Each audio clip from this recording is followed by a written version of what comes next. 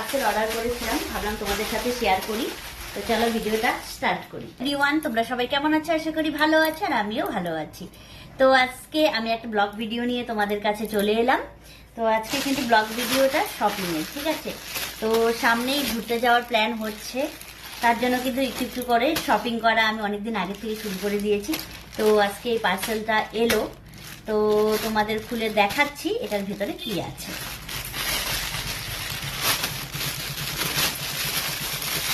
হাত দিয়ে ছিঁড়ে ফেললাম। তো এটার ভেতরে আছে এই যে, চলো খুলে দেখাচ্ছি। তো এই যে এই জুতোগুলো, ঠিক আছে?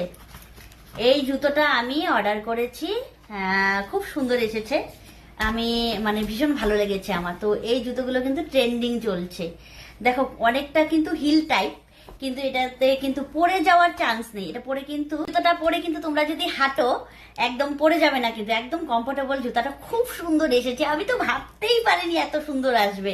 তো মিলিয়েছি, খুব সুন্দর হয়েছে জুতাটা, আমি ভাবতেই পারিনি এত সুন্দর আসবে।